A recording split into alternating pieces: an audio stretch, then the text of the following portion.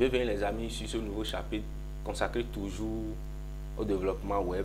Dans ce nouveau chapitre, nous allons découvrir le modèle de boîte.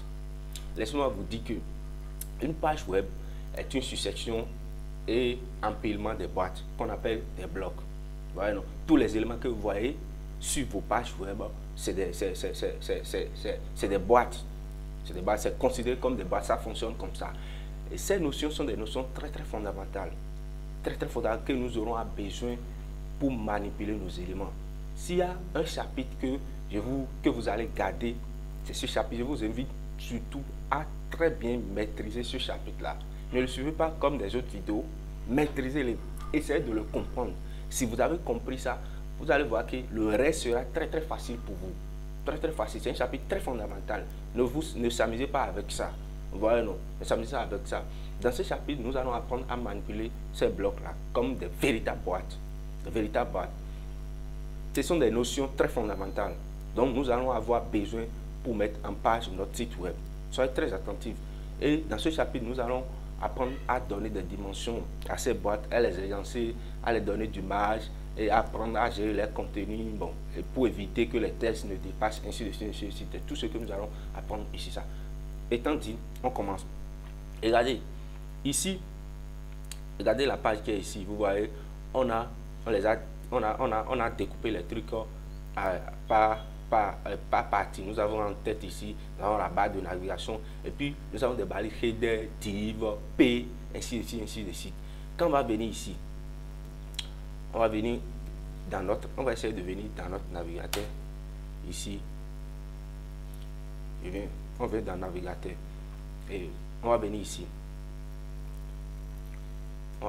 On va essayer d'exécuter. Bon, je vais exécuter ça. On vient dans Chrome, j'exécute. Quand on exécute ça dans Chrome, voilà ce que nous obtenons. Maintenant, faites clic droit. Comme je vous avais dit dans la précédente vidéo, faites clic droit et inspecter. On va inspecter nos éléments. Donc, je vais essayer d'agrandir ça un peu. Maintenant, vous allez voir, quand vous faites ça, chaque fois, si vous venez, on vient sur Header. Quand on vient sur Header, vous allez voir, ça défile, ça met quelque chose ici, comme une barre bleue pour montrer que nous sommes sur Header. Voilà, non? Quand vous allez venir sur la navigation, ça va montrer que vous êtes sur la navigation. Je vais faire comme ça. La navigation accueille, donc ça monte comme ça. Je ne sais pas si vous voyez. Si vous venez sur Div, chaque fois ça monte. Maintenant, si nous sommes sur Header, il y a une boîte ici qui se montre ici, dans style. Vous voyez, non? Il y a un cadre rectangulaire qui est ici. Si nous sommes sur Header, vous allez voir le cadre est ici. Si on défile un peu, on va défiler, désempiler ça. Si nous sommes sur l'image, ça montre la boîte de l'image. Et ça montre la largeur de l'image ici.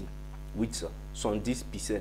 Et puis nous avons une boîte ici, bien bon, un rectangle qui montre la répétante, qui représente l'image. Si vous êtes sur la boîte, vous voyez l'image se prend en haut ici. Donc, et ça donne les caractères, les propriétés concernant l'image.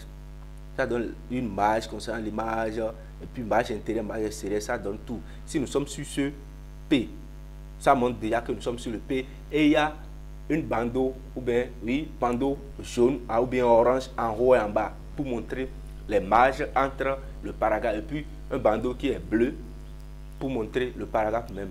Et puis, si vous venez ici, la barre change ici. La barre change ici. Vous voyez, la barre change. Quand je défile, la barre change. Donc, chaque élément sur notre page web est représenté par ce cadre, est considéré comme une boîte qui a ses propriétés spécifiques. Et chaque fois que vous allez sur une boîte, vous allez voir les propriétés de la boîte restent ici. Vous voyez, nous sommes sur le paragraphe ici, et ça met ici P. Voilà, donc ça met ici P, et puis ça met des propriétés comme display, margin, ainsi de suite. Si nous quittons là, nous venons sur cette section, ça met section, et ça met display block, et ça met les caractéristiques. Regardez, on va essayer de voir ça encore sur Chrome. Quand on va venir sur Chrome, je vais copier le lien, je viens ici, l'adresse, et puis j'entre ça sur Chrome. Et puis je viens ici, et sur Chrome, vous allez trouver examiner l'élément. Si vous cliquez ça, je vous avais montré ça dans une vidéo précédente. Donc, voilà encore pour Chrome. Quand on vient sur ceci, maintenant on défile, on vient sur accueil, ça là. le premier truc là, accueil, vous allez voir, on a une représentation de ça, comme une boîte. C'est comme ça le Chrome Firefox, lui, il représente ces éléments. Vous voyez? Donc, du coup, c'est comme ça.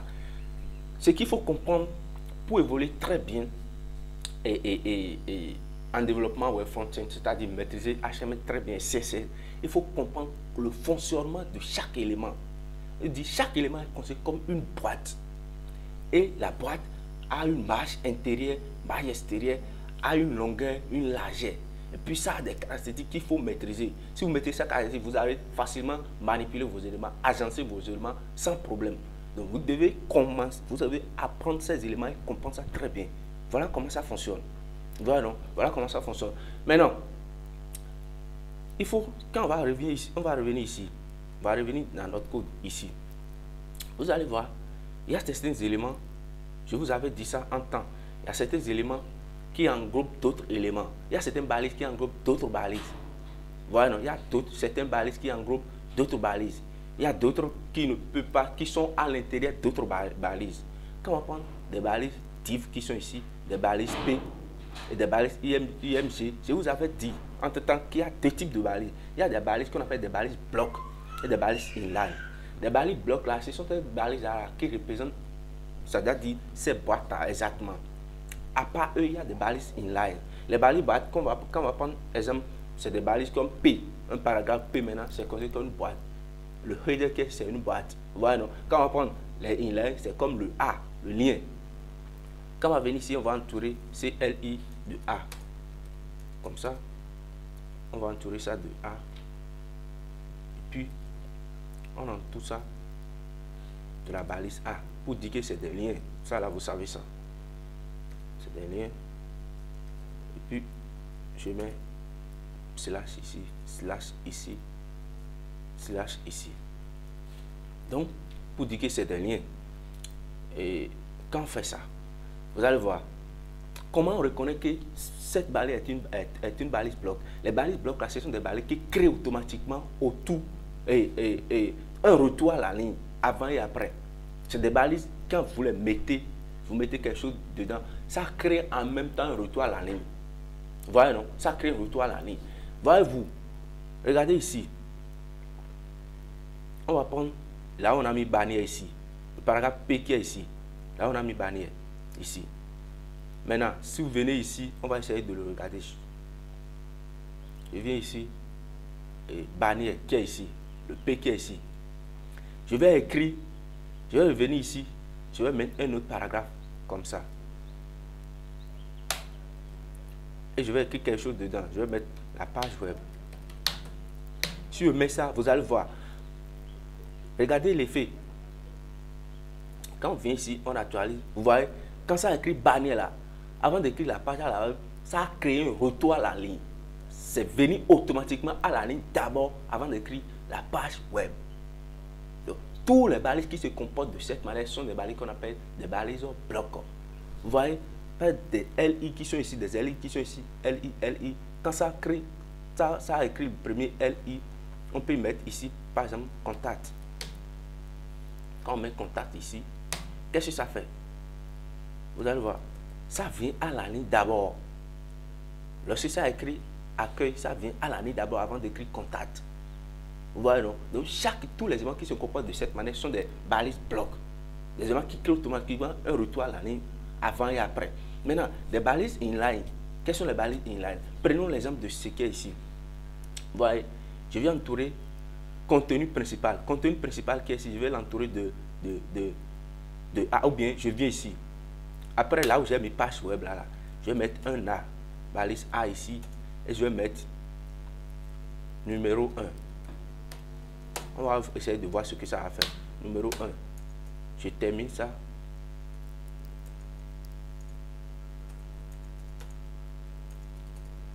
On va essayer d'écrire numéro 1. Maintenant, regardez, ce qu'on va faire, on va écrire, on va venir à la ligne, on va écrire numéro 2. On va voir. Normalement, si c'est balise bloc, si ça écrit numéro 1, ça devrait créer un retour à la ligne d'abord. Et ça devrait aller avant d'écrire numéro 2. Voilà, avant d'écrire numéro 2, on va essayer de voir si ça va se comporter de cette manière. Quand on actualise ça, vous voyez, quand on vient ici, ça écrit numéro 1 et numéro 2, le tout sur la même ligne. Le tout sur la même ligne. Ça ne se comporter comme les P. Le P, quand on écrit banné, ça crée un retour en avant d'écrire la page web. Mais ici, quand on écrit numéro 1, automatiquement, ça écrit en même temps numéro 2 sur la même ligne. C'est ça qu'on appelle les balises inline. C'est-à-dire, ces balises-là, c'est des balises qui ne créent pas de retour à la ligne. Vous voyez, non? C'est-à-dire, le texte qui est à l'intérieur de ces balises-là s'écrit donc à la suite du texte précédent. Vous voyez, non? Sur la même ligne. C'est pour ça qu'on dit balise en ligne. Quand on dit inline, balise en ligne. Quand on va essayer de traduire ça en français, balise en ligne.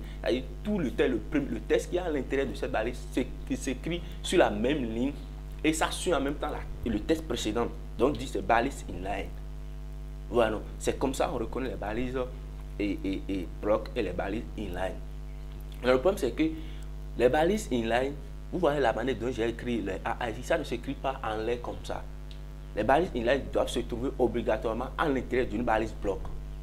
Voilà, non? À l'intérieur d'une balise bloc. Si vous voyez ici, les A qui sont ici sont à l'intérieur d'un LI.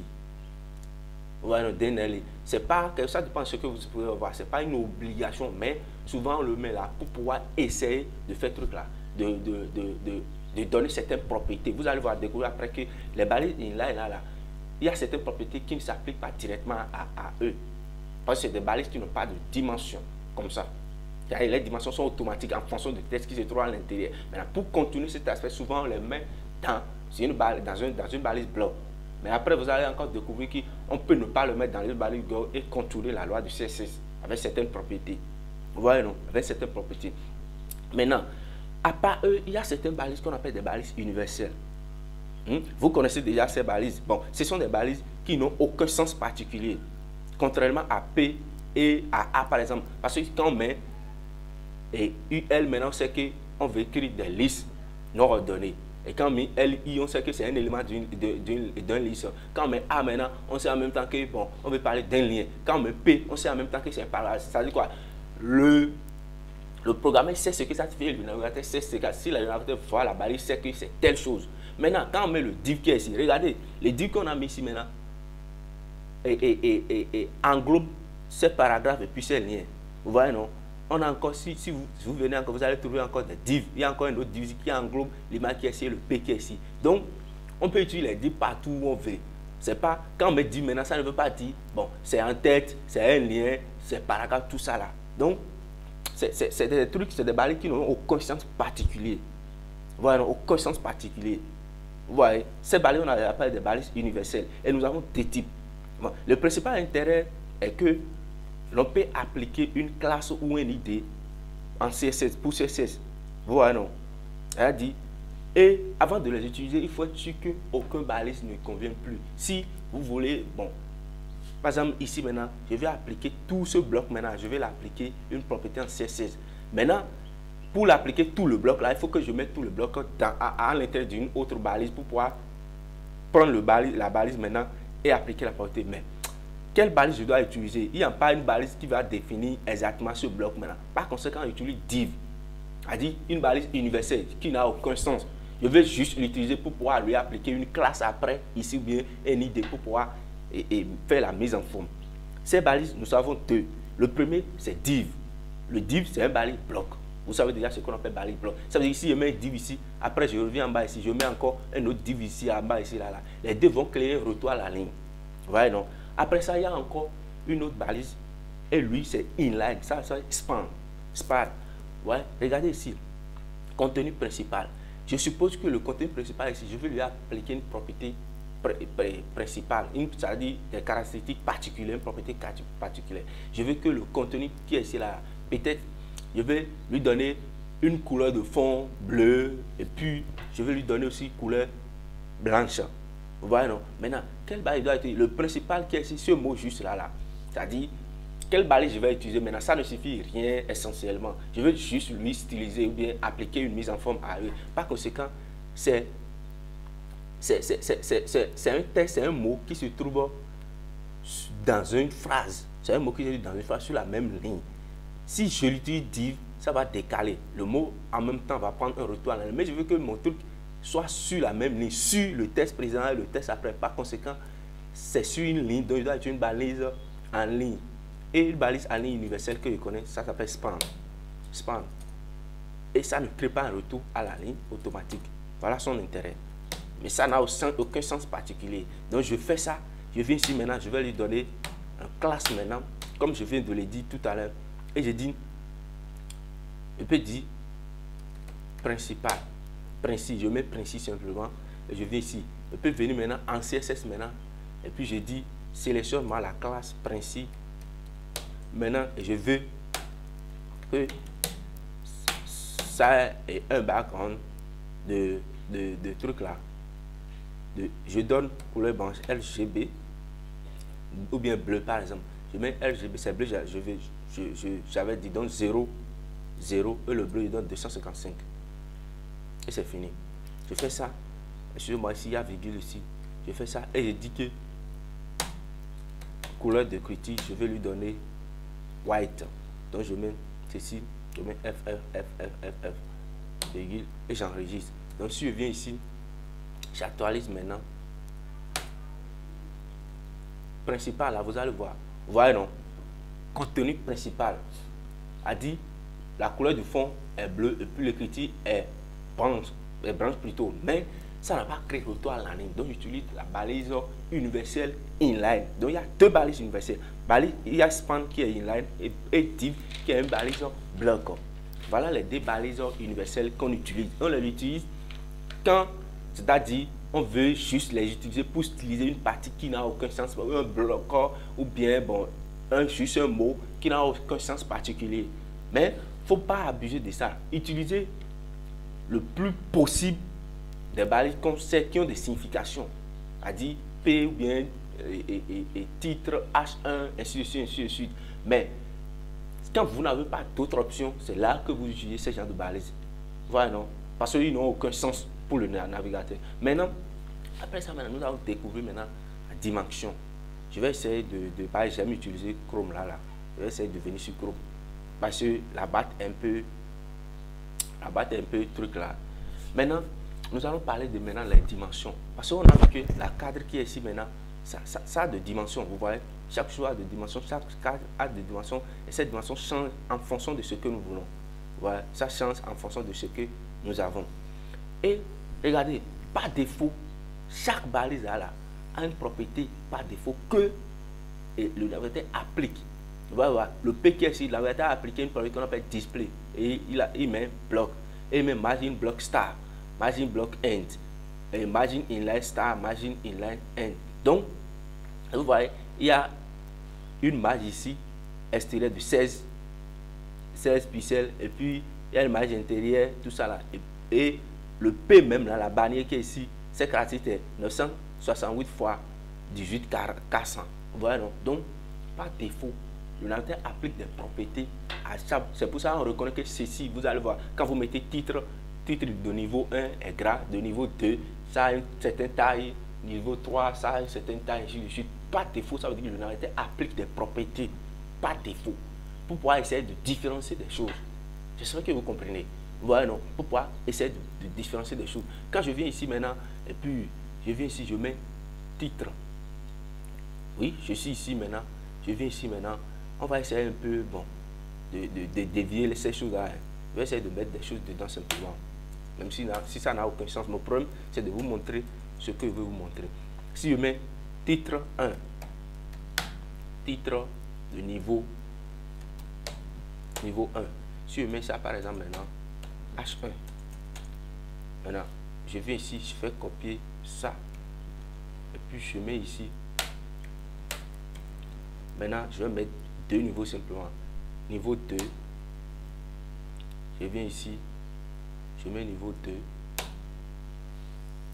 Et ici, j'ai 3. Titre de niveau 3. Et je mets titre de niveau 3 ici. Donc, je change ici. Je mets 3 ici. Et je mets 3 ici. Si je fais ça, et je mets 2 ici plutôt. Je fais ça, je viens ici. J'actualise. Je vais venir dans Chrome. J'actualise comme ça. Donc, j'ai des titres ici. Vous voyez, non? Ces titres n'ont pas les mêmes caractéristiques. Vous voyez, non? le tout est gras. Ça veut dire que le tout est font weight, est bold, le tout est gras. Mais vous allez voir, la taille de la police n'est pas la même chose. Si je viens, je vais venir dans ceci. Et défie ça, je suis titre niveau 1. Regardez ici, la barre de titre niveau 1 ici. Il y a une marge de 21,400 trucs. On va regarder si c'est 968 et 37,600. Si on prend niveau D maintenant, vous allez voir, ça change. C'est 27,200. Quand on vient ici, la taille maintenant c'est 21. Donc par défaut, le navigateur applique des propriétés par défaut à chaque balise pour pouvoir essayer de les différencier. Mais nous pouvons agir sur cette dimension, modifier sur cette dimension. Parce que nous connaissons déjà que ce sont des boîtes qui ont des dimensions de marge, de dimensions d'études. Donc nous allons essayer d'agir sur cette dimension et essayer de voir. On peut modifier cette dimension par défaut. Maintenant, nous allons travailler uniquement ici avec des blocs. Ah non, les blocs. On sait que les blocs ont de largeur et de hauteur. Je vous avais dit tout à l'heure que les inlines et les tailles s'adaptent par défaut en fonction de ce qui se trouve à l'intérieur d'eux. Mais les blocs ont de marge, c'est-à-dire quoi? De taille et puis des dimensions par défaut qu'on peut modifier. Les autres, ça s'adapte. Le inline, ça s'adapte. C'est-à-dire en fonction du contenu. Mais pour le bloc, c'est pas comme ça. On peut agir sur ça facilement. Donc, c'est ce qu'on va essayer de voir. Voilà, c'est ce qu'on va essayer de voir. Maintenant, il y a deux types de dimensions. Par exemple, vous, si vous prenez quelque chose, la chose A, vous prenez par exemple ce titre maintenant, le titre de niveau 1, ça a une largeur comme ça, ça a une largeur, et puis ça a une hauteur, une largeur et une hauteur. On a dit 968, c'est la largeur ça, et le hauteur c'est 37. Voilà, non, ça a une hauteur, ça a une largeur, pas défaut. Maintenant, et si vous voyez pas défaut, la largeur d'un bloc est à 100%. Quand on vient ici, vous voyez, ça a pris toute la largeur du navigateur, c'est à 100%. Voilà, non, quand on vient ici aussi, c'est à 100%. 100%, pas défaut. Quand vous ne définissez pas une largeur pour un bloc, si je viens sur cette div maintenant, par défaut, ça prend le 100% de la largeur. Le hauteur, lui, par contre, s'adapte aussi en fonction du contenu. Mais ici, la largeur est à 100%, pas défaut. Maintenant,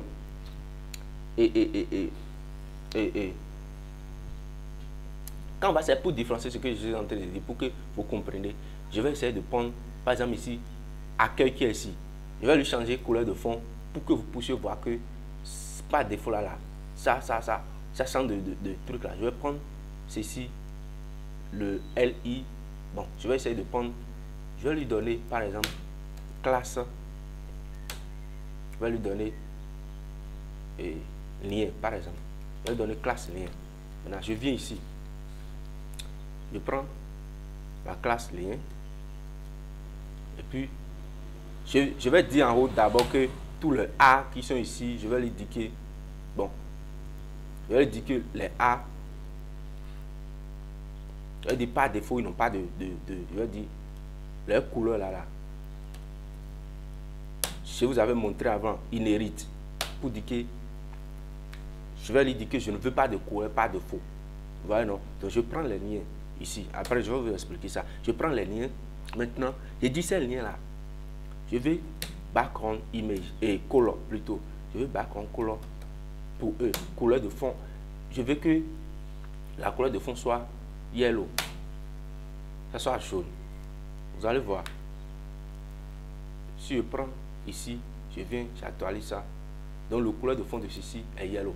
Vous avez vu, à partir de là où l'accueil commence à là, ça a pris toute la largeur.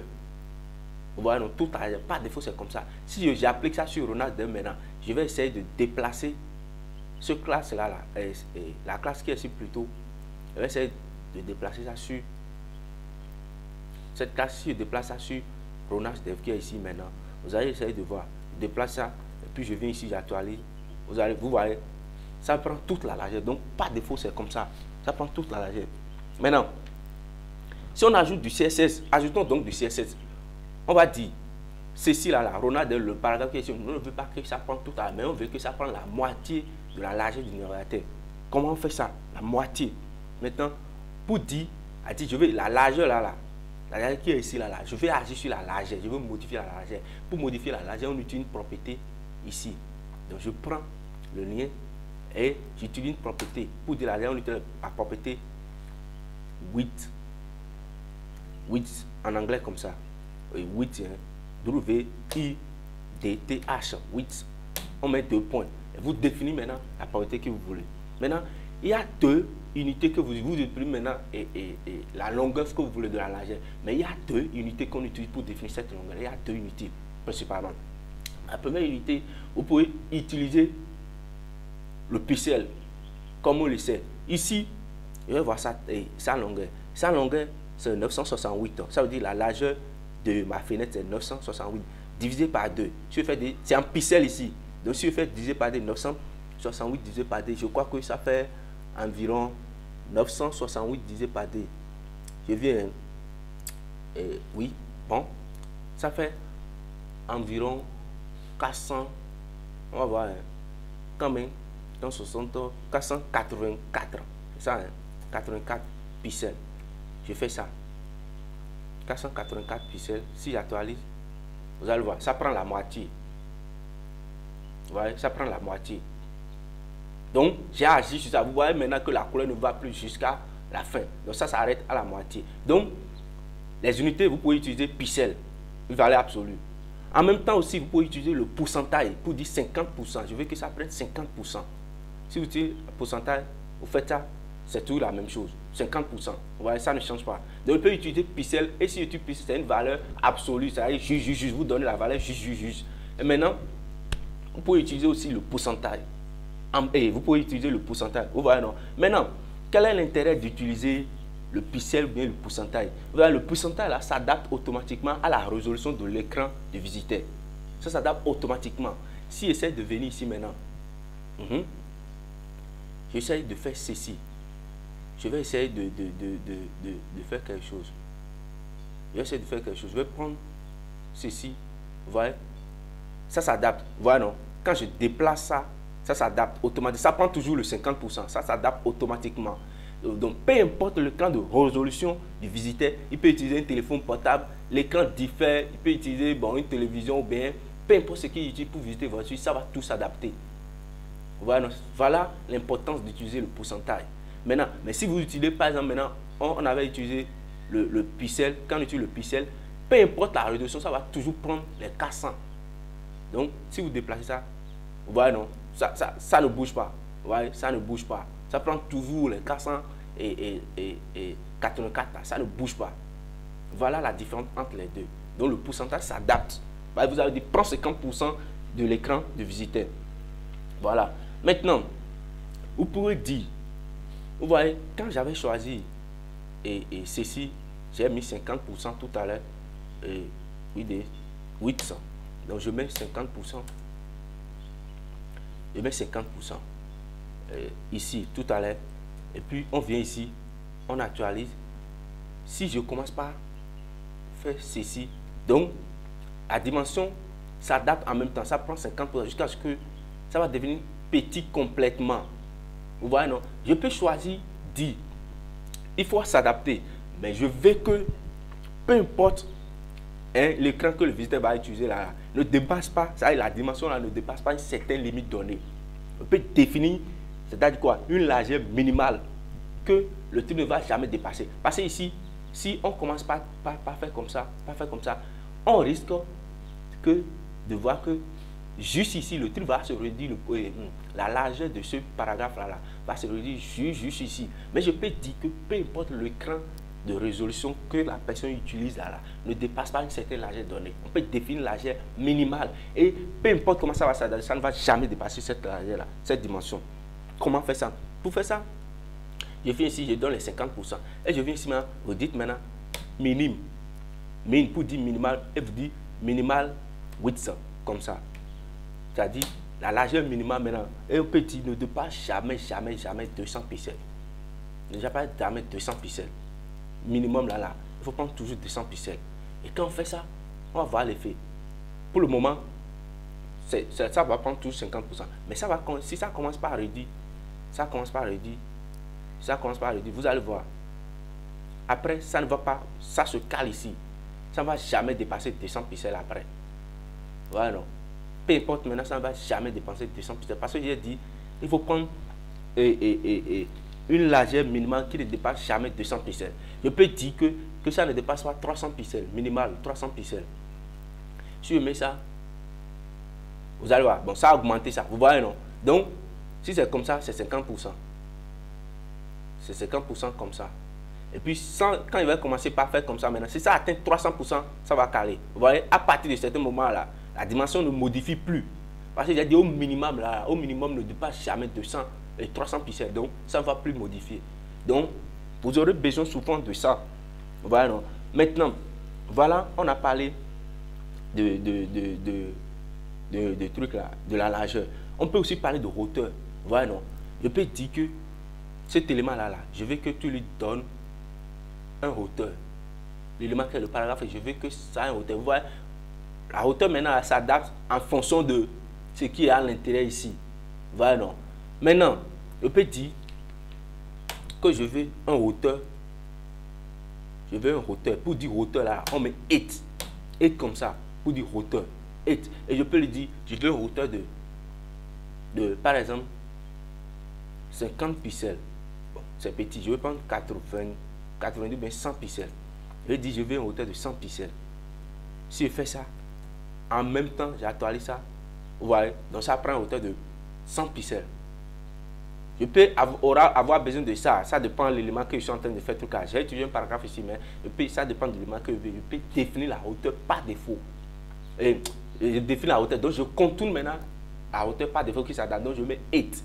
Donc, ici, retenez que pour donner la largeur, on utilise 8. Et pour donner la hauteur, on utilise 8. Et bien sûr, vous pouvez aussi définir hauteur minimale comme on a fait ici. Vous pouvez aussi définir les longueurs là, maximales en faisant comme ça, masse. Voilà, non? Et là, maintenant, la longueur maximale ne va jamais dépasser 300 pixels. Donc, là, on a défini ça en fonction de si le camp commence par grandir, ça commence par grandir, ça commence par grandir, ça commence par grandir. Et puis, lui, il prend toujours les 50%, 50%. Arrivé à un certain moment donné, ça va caler, ça refuse, ça dit non, moi, je ne vais jamais dépasser 300 pixels. Par exemple, on m'a dit, ma longueur maximale, c'est 300 pixels. Et ça va commencer par prendre 50% maintenant. Lorsque il calcule la moitié de 50%, il dit qu'il voit que ça n'atteint pas 300 pixels.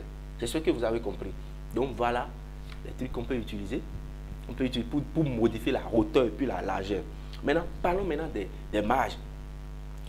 Vous voyez, quand vous venez toujours sur ce paragraphe qui est ici, le paragraphe RunAs Dev qui est dans Header, dans ce div, on a ce paragraphe. Quand vous voyez ce paragraphe-là, vous allez voir, c'est un paragraphe, on a écrit de 300 fois 100. 300 fois 100. Voilà, non, 300 fois 100. Sa longueur maintenant, c'est 300. Ici, sa longueur, c'est 300. Et puis, sa hauteur, c'est 100. C'est exactement parce que, si vous venez ici, on a dit, prends la longueur maximale 300 et prends la hauteur 100. Et si vous voyez, si vous venez sur ça, vous allez voir en haut ici, on voit 300, 100. Et si vous cliquez sur ça, vous venez sur la boîte qui est ici. Vous verrez qu'ici, on a 300 fois 100. C'est sa hauteur et sa longueur. Ça. Maintenant, la marge intérieure et la marge supérieure, ça n'a pas de marge intérieure, par exemple. Parce que vous voyez, le RunAs Dev ici est calé, collé au coin à gauche en haut, ici, directement. Donc, ça n'a pas de marge intérieure. On peut choisir peut-être de mettre RunAs Dev ici, défiler ça un peu au milieu ou bien quelque part, tout ça là. Et je peux voir que peut-être ceci est trop collé à la photo et je veux le décaler un peu en bas ou bien je veux le rapprocher, ainsi de suite. Donc je peux agir sur ça. On appelle ça des marges intérieures, de marges extérieures. Ici, on a une marge intérieure d'ici à ici. Ici, on a une marge supérieure. On a des bordures ici qui s'appliquent par défaut. Maintenant, si vous venez ici, comment faire pour appliquer, pour changer ces marges? Maintenant, pour dire une marge intérieure, ici, je prends toujours le P pour dire je veux lui appliquer une marge intérieure. Je veux que le texte ici, par exemple, maintenant, se décale. Au lieu d'être en haut ici, au sommet, ici, ça se décale un peu. Donc, je vais lui donner une marge intérieure. Pour donner une marge, on utilise la partie qu'on appelle padding. Padding. Voilà, padding. Maintenant, si je mets padding maintenant, quelle marge je vais donner? Si je veux une marge de haut, je vais le décaler de haut. Il est trop collé au sol, en haut ici. Donc, je vais le décaler vers le bas un peu. Donc, j'utilise le padding et je mets ceci top. Je mets top pour dire le haut. Et je peux dire, je veux que tu quittes là de 20 pixels. Donc je mets 20 pixels ici. Quand je vais actualiser, vous allez voir, ça va se décaler du haut de 20 pixels. Vous voyez? Donc le test quitte là-bas. J'ai dit marge intérieure. La marge va se donner à l'intérieur de la boîte. Parce qu'on a dit maintenant que les trucs fonctionnent sous forme de boîte. Le jaune qui est ici maintenant, c'est une boîte maintenant. Donc quand on met padding, c'est pour dire marge intérieure. Voilà, donc la marge va se faire à l'intérieur de la boîte. Et quand on met top, ça veut dire en haut. Top, en haut. Si je veux une marge de gauche comme ça, je veux que ça se décale de gauche de cette façon. Donc je dis une marge de gauche, intérieure de gauche. Au lieu que ça soit à gauche, collé à gauche, je veux que ça se décale un peu. Donc je viens ici, je mets toujours le padding pour dire marge intérieure, padding. Mais je marche de quel côté? Je vais gauche, donc je mets left comme ça et je mets 2 points. Et je veux que ça décale peut-être de 30 pixels. 30 pixels. Si je fais ça, je vais ici, j'actualise. Vous voyez? Donc ça se décale maintenant de gauche de 30 pixels. Donc padding left. De la même façon, vous pouvez définir une marge de bas, padding de bas et une marge de droite. Donc même padding right, padding et left. Je vais vous montrer. On va prendre l'exemple de ce paragraphe. Voilà, ce paragraphe, c'est où même. Donc, on vient ici, on rentre dans ce paragraphe ici. Je prends quelque chose où, à l'intérieur d'elle, il y a beaucoup de choses. Donc, je prends ce paragraphe qui est ici. Article P. Donc, le paragraphe qui est ici, je vais lui donner une classe. Je vais le nommer para. Pour dire paragraphe. Ce n'est pas para comme médicament. Hein. Donc, on prend para ici. Et puis, on vient ici. Je prends ce paragraphe. Para. Avec point. Puis, parce que c'est une classe. Je lui dis de prendre. Je vais lui donner border. Par exemple, 2 points. Je vais lui donner une bordure. Donc, je veux une bordure de 1 pixel. On sait comment faire ça. Je veux que la bordure soit solide, le style. Et je veux que ça soit de couleur noire. Donc, je mets black. Si je fais ça automatiquement, je viens ici. Excusez-moi. Vous voyez, donc, ça prend automatiquement ça. Ça prend une bordure, puis la bordure et tout. Je vais aussi, je vais utiliser le test, donc je mets test et line. Je mets test et line. Donc, je veux que le test soit, à l'intérieur soit justifié. Donc, je mets justify. Je mets justify. Je viens ici. Donc, maintenant, il n'y a plus d'espace à gauche ni à droite. Voilà ce que j'ai. Maintenant, moi, je veux que le test se décale. Voilà, non. Je vais lui donner couleur de fond aussi pour que vous puissiez voir ce que je veux. Je vais vous montrer. Donc, je mets background de points. Je vais lui donner couleur de fond, par exemple. Je vais donner bleu clair. Donc, je mets bleu clair. Ça fait light. J'ai acheté. Donc, je mets light blue. Je crois ainsi, cette couleur existe vraiment. Hein. Donc, non, c'est bon. Bleu clair. Donc, light blue. Maintenant, je mets ça. Voilà ce que j'ai pu obtenir. Je vais changer aussi la couleur à l'intérieur et la couleur des écritures. Je mets 2 points, je mets white.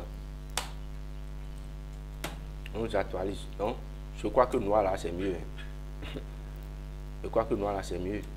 Donc, voilà.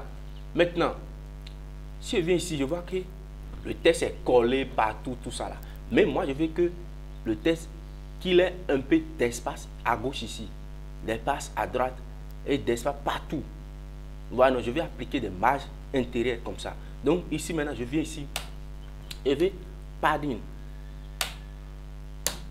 de haut. Donc, je mets padding top. Comme ça, je mets 2 points. Je vais padding top de 5 pixels, par exemple. Après ça, je vais padding. Je vais padding et left à gauche. Left. Je vais aussi 5 pixels. Voilà, non, je vais 5 pixels. Ou bien, je peux dire oui, je vais 5 pixels. Maintenant. Et je vais donner 6 pour différencier un peu les choses. Je vais 6 pixels. Maintenant, je viens ici. Je vais aussi padding. J'ai donné en haut, non. Et puis à gauche, je vais donner en bas. Et pour dire en bas, on met bottom. Comme ça. Padding bottom pour dire en bas. Et en bas là, je donne aussi 5 pixels. 5 pixels. Et puis je peux dire maintenant à gauche, à droite maintenant. Donc padding right. Donc je mets right. Comme ça, je mets 2 points. Donc je lui donne aussi 6 pixels. Par exemple. Donc si je fais ça, je viens ici, vous allez voir l'effet. Quand on actualise ça, on va actualiser ça comme ça maintenant. Paf. Donc vous voyez, ça crée de marge. Vous voyez non? Les tests ne sont plus trop collés comme ça. Pour que vous puissiez voir ça un peu, peut-être je vais augmenter un peu les marges. Je vais mettre 10. je mets 10 en haut, je mets 10 en bas. Maintenant, je mets 10 à gauche, je mets peut-être 12 ici, et puis je mets 8 ici. Je vais essayer de mettre des choses qui sont un peu assez élevées, conséquentes. Maintenant, vous voyez, non? Donc, il y a de marge intérêt qui s'applique à chaque élément, de haut, de droite, de bas et de gauche, dans le truc là. Donc, ce qui peut vous créer des problèmes, c'est top, left, tout ça. Ce que vous allez retenir simplement, c'est quoi? Quand on dit haut, retenez top pour dire haut. En haut, quoi. Maintenant, en bas, retenez bottom pour en bas. Voilà, donc quand on dit bottom, ça veut dire que en bas. Retenez à gauche, left. Et puis retenez à droite, right. Voilà, non. Donc, top pour le haut, bottom pour le bas, left pour le gauche, et puis right pour le droite. Donc, vous le faites, c'est-à-dire quoi? Le padding maintenant prend de suffixe maintenant, top, left, selon ce que vous voulez que la marche soit de haut, de droite, ainsi de suite, ainsi de suite. Maintenant, comme la propriété background que je vous avais montré avant pour parler des trucs là, des images, voilà, background pour parler des images, où vous pouvez agencer des éléments. Donc, au lieu de ici maintenant, au lieu de mettre ça à part, donc vous mettez padding comme ça, et vous agencez tous les éléments. La marge de haut, vous écrivez la marge de haut ici, 10 pixels, et vous mettez espace. Vous donnez maintenant la marge de droite, c'est-à-dire haut, droite. Et pour le droite, vous mettez ici aussi, je vais 10 pixels. Après, vous mettez la marge de en bas. Ça, j'ai mis 12 pixels. Et vous mettez maintenant la marge de à gauche, maintenant 8 pixels. Donc, on fait comme ça. On supprime tout ce qui est ici. On supprime ceci. Donc, on met tout dans une seule propriété. Voilà, non. Ici, j'ai le haut, à droite, en bas et puis à gauche. Donc, si vous actualisez, ça aura toujours le même effet. Donc, je commence à partir du haut et puis je vais dans le sens des aiguilles d'une montre. Donc, j'ai le haut, le droite, en bas et puis à gauche comme ça. Donc, je définis ça. Maintenant, supposons que je veux les mêmes marges partout dans les quatre côtés. Je vais peut-être 10 en haut, 10 en bas, 10 à droite, 10 et trucs là. Et ici. Comment elle peut faire? Ou bien, supposons que je vais 10 en haut à droite et puis 5 à gauche, 10 en haut en bas et puis 5 à gauche à droite. 10 en haut en bas et puis 5 à gauche à droite. Comment elle veut faire? Donc, je peux dire ça ici. Donc, je peux dire ici ça. Au lieu de mettre 4 valeurs, comme 2 valeurs sont égaux, en haut à droite, en haut et en bas ont même valeur. Et puis, à gauche, à droite ont même valeur. Je donne ça. Donc, je donne la première base de en haut et puis en bas, 10 pixels. Je mets espace. Et puis, je donne la valeur maintenant de à gauche, à droite, 5 pixels. Et c'est fini. Je mets ça. Donc, ici, veut dire en haut, en bas. Ici, veut dire à gauche, à droite. Si vous mettez ça, ça va fonctionner. Voilà. Donc, maintenant, en haut et en bas, on a 10 pixels, 10 pixels. Et à gauche, à droite, maintenant, on a 5, 5. Donc, supposons que j'ai 10 partout. Que ce soit en haut, en bas, à gauche, à droite, j'ai 10 partout. Donc, si je veux mettre ça, je mets 10 là comme ça. Ça va s'appliquer aux 4 coins. Si je mets ça, les 10 pixels s'appliquent partout. Voilà comment on utilise la propriété padding, qui veut dire marge intérieure. Maintenant, ça là c'est joli, c'est bon, mais supposons que je vais appliquer cette marge aussi. Vous voyez, et je vais essayer de copier un autre paragraphe ici, pour que vous puissiez voir ce que je suis en train de dire. Je copie le même paragraphe. Ça, le même paragraphe. Je vais essayer de le copier comme ça et de le coller ici. Je le copie, je le colle ici. Donc, j'enlève ceci pour faire la différence des choses. Donc, j'enlève ça comme ça. Si je viens ici, j'actualise. Voilà, j'ai le paragraphe qui est ici. J'ai encore un autre paragraphe en bas. Supposons que les paragraphes j'ai déjà vécu sont très très rapprochés et puis je vais les espacer. Ou bien ceci, je vois que ceci maintenant, c'est déjà trop très rapproché de gauche comme ça. La boîte est déjà trop rapprochée de gauche, mais de droite. Mais je vais les décaler. Pour les décaler, ça veut dire que je vais les donner de marge. Mais cette marge maintenant, c'est une marge extérieure. La marge qui est en dehors de la boîte. Ça veut dire qu'une marge extérieure. Et pour faire ça, on utilise la propriété qu'on appelle margin. Donc je mets margin comme ça. Je mets 2 points. Et puis, je veux une marge de haut. Hein? Ou bien je veux une marge de gauche. Donc je mets marge left. Exactement comme ce qu'on avait fait tout à l'heure. Left comme ça, je veux 2 points. Je veux une marge de 20 pixels. Donc si je veux ça, je viens ici, marge extérieure, j'actualise. Vous voyez, donc ici, ça se décale de 20 pixels en même temps. C'est un peu rapproché. Pour que vous puissiez voir ça, je mets 50 pixels, vous allez voir. Ça va se décaler de 50 pixels. Vous voyez, non? Ça se décale de 50 pixels en même temps. Et puis, si je vais pour la droite, donc je mets simplement right. Si je mets right, la marge maintenant, ça sera de la droite. Maintenant, si je veux le haut, je mets top. Si je veux le bas, je mets bottom. Si je veux pour tout, donc c'est le même principe. Ça là maintenant, ça va appliquer 50 pixels partout. De haut, de gauche, à droite, tout ça là, à gauche, en bas, ça va appliquer tout. Donc je mets simplement ceci. Donc ça s'applique ça. Vous voyez non? 50 pixels en haut, 50 pixels en bas, 50 pixels de gauche, 50 pixels de droite. Vous voyez non? Donc voilà comment on applique les marges. On applique les marges. Donc voilà tout ce que vous pouvez retenir. Et puis les marges aussi, on peut utiliser deux propriétés. On peut utiliser pourcentage, on peut utiliser pixels, comme pour les largeurs et puis les hauteurs. On peut utiliser aussi pourcentage. Vous savez l'intérêt d'utiliser pourcentage, vous savez l'intérêt d'utiliser pixels. Le pourcentage s'adapte alors que le pourcentage, alors que le pixel est une valeur absolue. Voilà, est une valeur absolue. Donc, vous pouvez choisir ici, utiliser aussi pourcentage, ou bien vous pouvez choisir aussi, utiliser pixel. Voilà, non? Ça va marcher. Ça va marcher. Essayez de faire ce truc là. Maintenant, supposons que je vais centrer un élément. Je vais revenir sur mon paragraphe qui est ici. Le paragraphe qui est dans jaune là, ici. Il est où? Para qui est ici. Et puis, quand je vais aller ici, le jaune qui est ici, je vais centrer l'élément là à l'intérieur de ce qui est ici. Voilà, ou bien je vais centrer le paragraphe, ou bien je vais centrer toute la boîte. Je vais centrer toute la boîte ici. Je vais centrer toute la boîte là, toute la boîte jaune là, au milieu ici. Comment je vais faire? Comment on fait pour centrer ça? Comment on fait? Maintenant, si je viens ici, je suis sur ici, le petit paragraphe où j'ai mis le lien, ici, je vais enlever tout ce que j'avais mis tout à l'heure. J'enlève tout. Quand j'enlève tout, je vais laisser les marges intérieures. Bon. J'enlève tout. J'enlève tout, comme ça. J'enlève tout. J'actualise, c'est comme ça. Maintenant, c'est comme ça. Maintenant, je lui donne je vais lui centrer. Je vais centrer ce paragraphe-là, au milieu. Au lieu que ça se décale ici, tout ça, je vais centrer ça. Mais comment il va faire pour centrer ça? Pour centrer un élément, la première chose qu'il faut faire, il faut donner une largeur à l'élément d'abord. Pour centrer l'élément, il faut lui donner une largeur d'abord. Donc ici, on va lui donner une largeur qui est 800, une DTH comme ça.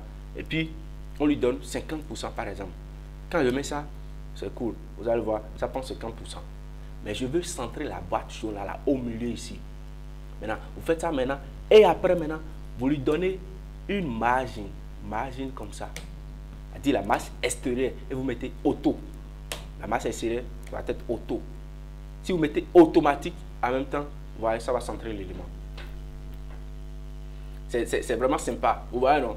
Vous lui donnez une largeur maintenant pour que l'ordinateur reconnaisse la largeur de la boîte. Et vous mettez maintenant une margine auto. Donc, vous mettez la margine automatique. Vous voyez, quand vous mettez ça directement, ça centre l'élément. C'est comme ça qu'on fait pour centrer les éléments. Très facilement. Ce qui est sûr, après, avec l'exercice, on va voir d'autres choses très poussées. Comment centrer toujours de façon très poussée. Et on va voir comment faire ça. Mais retenez d'abord ce principe-là. Le principe de base, c'est ça. Vous donnez la largeur à l'élément et puis vous lui donnez margine auto. Ça va centrer l'élément directement. Voilà, non? Donc, et voilà quelque chose qu'on a fait. Et je vais vous montrer quelque chose ici. Voilà le texte qui est ici. On va prendre ce paragraphe. Le paragraphe qui est ici, je vais essayer de lui donner, une largeur. Ce paragraphe-là, je vais lui donner une largeur. Puis j'ai dit, j'ai donné les marges et c'est bon. Maintenant, je vais essayer de retirer, par exemple, la marge intérieure, par exemple. Je vais essayer de retirer ça pour qu'on sache ce que je veux. Vous voyez, j'ai retiré la marge intérieure. Maintenant, ce que je veux, je vais lui donner une largeur et une hauteur. Je lui donne largeur, par exemple, je lui donne une largeur de, je dis, prends une largeur de 70%. Je lui donne ça, largeur de 70%. Voilà la largeur. En même temps, je veux lui donner une hauteur pour des raisons qui me regardent moi seul. Je mets une hauteur. Je veux que tu prennes, peu importe, tu prends une hauteur de 50 pixels. C'est ce que m'a élevé ça. Ou bien je veux une hauteur de, par exemple, 100 pixels. C'est ça moi élevé. C'est ça ce que je veux que tu prennes. Vous voyez, quand je fais ça, sans même là, vous voyez l'effet, même 90, mais pour que vous puissiez très bien voir l'effet. Si je fais ça en même temps, le texte se décale. Je vais essayer d'effacer, d'enlever ce paragraphe-là. Et là, vous allez constater ce que je dis. Voilà, non? Donc, le texte qui se trouve à l'intérieur maintenant là, du coup, je lui ai donné une largeur et puis une hauteur. Le texte ne peut plus rester à l'intérieur parce que la boîte maintenant, à cette dimension maintenant, sont tellement petites, très petites pour garder tout ce qui est ici. Voilà, non, pour garder tout ce qui est ici. Maintenant, ça dépasse maintenant. Parce que nous avons défini des dimensions précises maintenant à nos blocs maintenant là. Donc, les trucs maintenant décalent et la dimension est très petite, les textes décalent. Maintenant, comment on va faire pour forcer le texte à rester dedans? Forcer le texte à rester dedans. Voilà, non? Il y a des méthodes pour contrôler le dépassement. Alors, il y a des méthodes pour contrôler, il y a plusieurs méthodes. Pour contrôler le déplacement, on utilise une propriété qu'on appelle overflow, qui veut dire dépassement en anglais. Donc, vous mettez ici overflow. Moi, je veux que mon truc là, ça garde toujours cette dimension. On s'en fout. Moi, je veux que ça garde cette dimension. Je sais pourquoi j'ai mis ma chose. Mais je veux quand même contrôler le dépassement des textes qui sont dedans. Parce que chaque fois, je peux mettre des articles dedans, des textes de parole qui seront tellement énormes. Mais je veux que peu importe le texte qu'on a mis dedans, que là-bas, toi, prends cette dimension précise. Maintenant, il faut que je contrôle le dépassement. Pour contrôler, on utilise la propriété qu'on appelle overflow. Overflow. Et ça a plusieurs propriétés. Il y a premièrement une propriété par défaut, visible. Visible. Donc, vous mettez visible comme ça. Quand on met visible comme ça, vous voyez, ça ne change pas pas que ce soit. C'est pas défaut, le fait pas défaut ça. Donc, je veux que, peu importe, même si le texte dépasse, que ça s'affiche tout le texte. Même si en dépassement, que ça s'affiche ça. Donc, ça va être visible. Mais je ne veux pas quand même styliser quelque chose, donner un design à quelque chose et le texte va se dépasser. Donc, la propriété visible, n'utilise pas trop comme ça parce que c'est déjà même la propriété par défaut. Après ça, je peux lui dire, quand ça dépasse ça là, coupe-moi simplement le reste du texte, on s'en fout, et jette-le quelque part. Coupe-moi le reste du texte. Coupe tout ce qui dépasse ça, coupe ça et jette ça quelque part. Donc pour dire ça, je fais hiding. Hiding en anglais qui veut dire cacher. Donc, quand on actualise, voilà, tout le texte qui reste, ça a coupé ça, ça a caché ça. Et ça a jeté ça quelque part où moi je ne sais pas même. Donc, je vais lui dire, quand quelqu'un m'écrit quelque chose trop là, qui dépasse et la boîte là, coupe-moi ça. Et jette-moi quelque part. Donc, je peux dire ça. Maintenant, je peux lui dire non. Au lieu de faire ça, quand ça dépasse, utilise cette propriété. La propriété, c'est cette propriété qu'on appelle scroll. Comme ça. Scroll. Scroller. Voilà, donc, quand j'actualise ça, regardez l'effet. Paf, ça met une barre ici. Quand le texte dépasse, ça met un barre de défilement ici. Et vous pouvez défiler pour regarder le reste du texte. Vous défilez comme ça pour regarder le reste du texte. Peu importe le texte peut être assez conséquent ou pas si vous mettez plus de texte ici. Si vous venez ici, je copie plus de texte, je colle. Je mets de texte ici et je colle.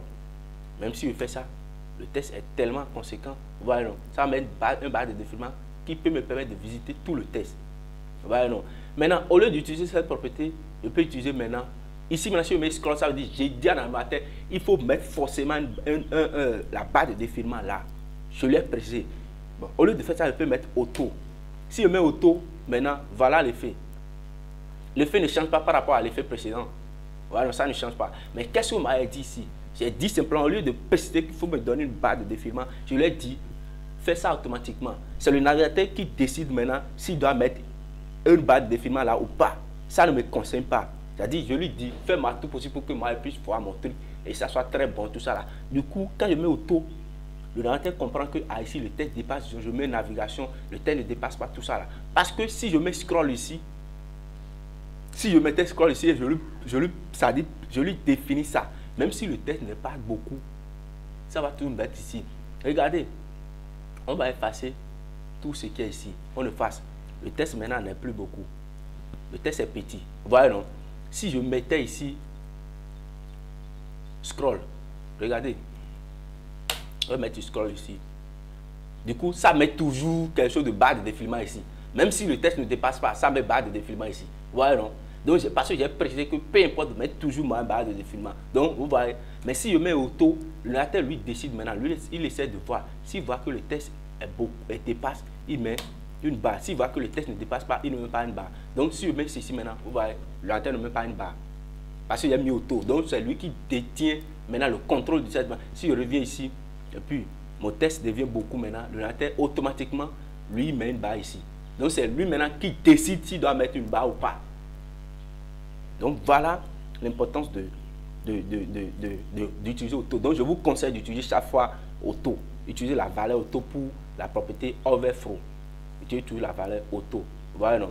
Donc, utilisez toujours la valeur auto. Maintenant, ce que je viens de vous montrer maintenant, il existe une balise ancienne.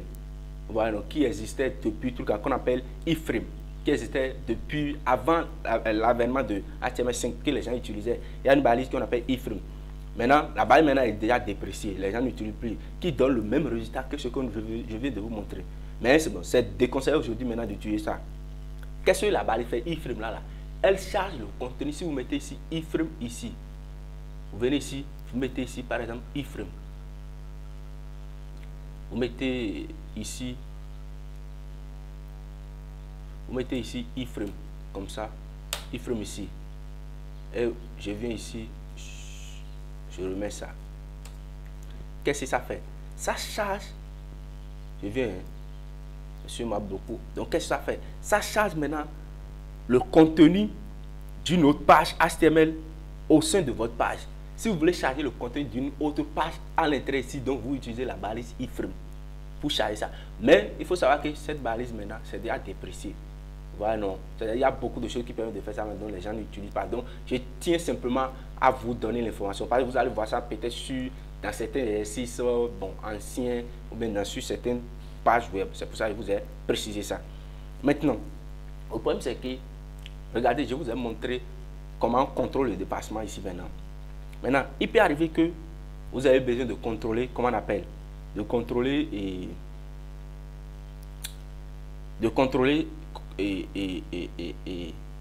un mot, le dépassement d'un mot. Vous voulez contrôler le dépassement d'un mot. Regardez, je viens ici, je mets un mot ici, je mets un mot ici. Hein? Le mot, un mot est ici, je mets un mot ici. Je peux dire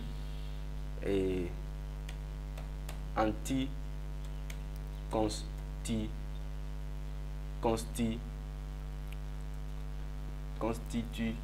je viens constitutionnel, bon, je ne suis pas trop bon en français, anticonstitutionnel comme ça, je mets ça.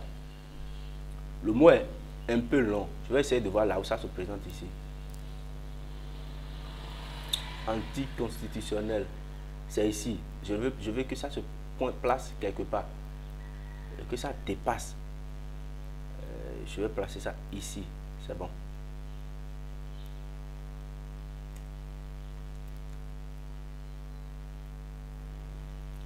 Je veux que ça dépasse ici.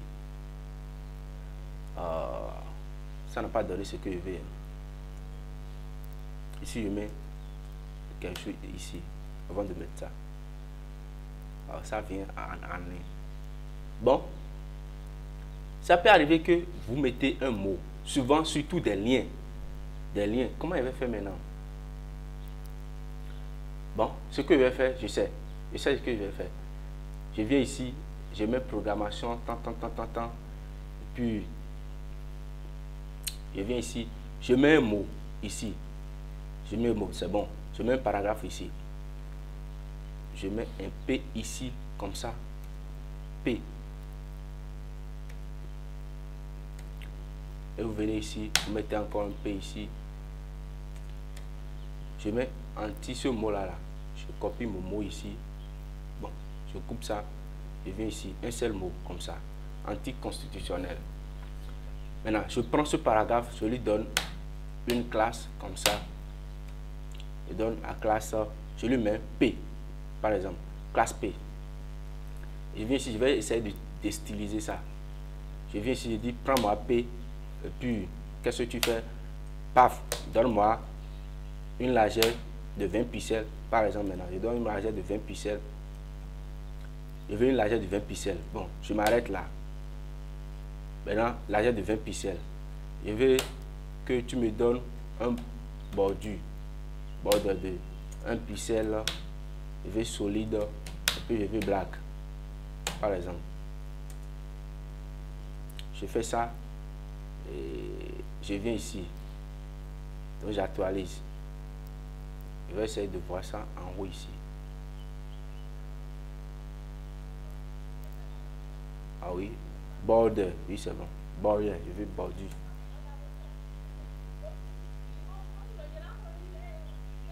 Vous voyez?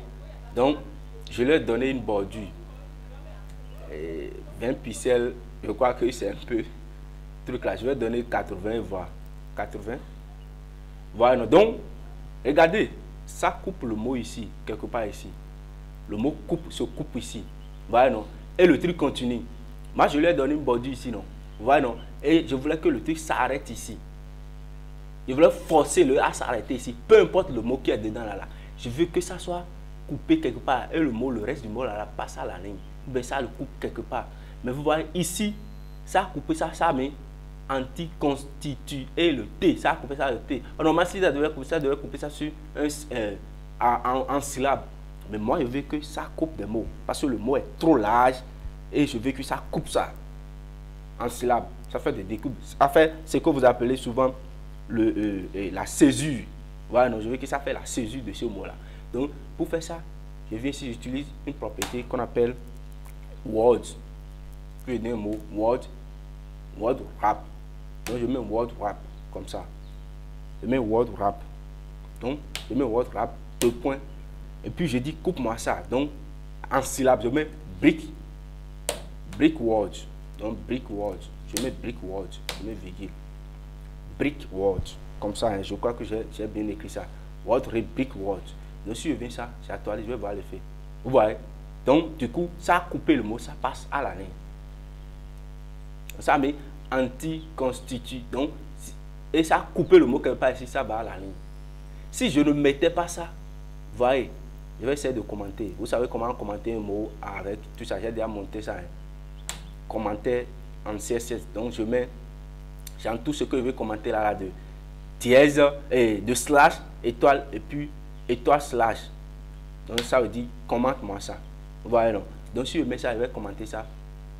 Regardez, le mot continue toujours. Malgré que le truc, j'ai mis une bordure ici, ça le mot continue et puis ça dépasse. Maintenant, pour que ça ne fasse pas ça, pour que ça puisse couper ça, donc je mets word wrap, brick word. Donc ça va couper le mot, ça va à la ligne. C'est comme les mêmes effets ici, mais ici ça s'applique à une boîte, mais l'autre s'applique à un mot qui dépasse.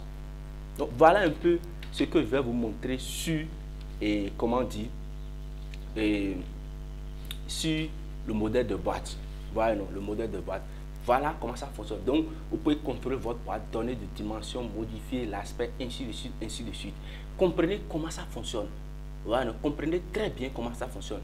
J'ai parlé ici, je me suis appliqué beaucoup sur les blocs, parce que c'est les blocs qui ont des dimensions. Quand on va utiliser les inline comme les A, tout ça là, on ne peut pas pour le moment, on n'a pas encore vu quelque chose qui va nous permettre de modifier les dimensions. Parce que eux, pour le faire, c'est des trucs qu'on ne peut pas, quand on dit inline, c'est-à-dire qu'on ne peut pas agir sur les dimensions. Les dimensions sont automatiques. Les dimensions on recale les dimensions en fonction de ce qui est à l'intérieur. Si je mets un lien, ça va prendre de dimensions automatiquement, la largeur et puis la hauteur en fonction de l'écriture que je mets dedans. Mais je ne peux pas contrôler ça. Pour contrôler ça, il faut que j'utilise encore d'autres propriétés pour le faire. Mais sur des boîtes, directement des blocs ici, il y a déjà des boîtes ici, que je peux agir sur ça. Voilà, non. Ça a des dimensions, tout ça. Essayez de comprendre. Si vous comprenez très bien, ça va vous aider. Comprenez ça très bien. Voilà, non, parce que vous allez beaucoup utiliser ça en CSS, en HTML pour fonctionner. Même si on commence JavaScript, vous allez utiliser ça. Voilà, non. Donc voilà ce que je tiens à vous montrer ce matin. La vidéo est un peu longue, mais ça en vaut la peine. Ça en vaut la peine d'être longue. Essayez de regarder ça. Je vous en prie beaucoup. Regardez, essayez de comprendre. Faites aussi vos recherches. Si vous-même vous découvrez certaines choses ailleurs, faites vos recherches sur ça. Allez sur MDN, fouillez des trucs. Essayez de faire. Parce qu'il peut y avoir beaucoup de choses que moi je ne vous donne pas. Ou bien je ne vous ai pas donné. Pour vous allez découvrir. C'est même bon de découvrir les choses soi-même. Voilà. Même moi je vous donne simplement la base pour que vous compreniez. Et je vous invite forcément, ou bien je vous invite plutôt à liker la vidéo et à s'abonner si ce n'est pas encore fait. La chaîne est encore au début. Vous voyez, non? C'est pour ça, et ces trucs-là. Mais aidez-moi à faire trucs pour la chaîne. Et puis, on sera ensemble, on va faire beaucoup de choses ensemble. Merci beaucoup, likez la vidéo, abonnez-vous, commentez. Et je dis ciao, à bientôt.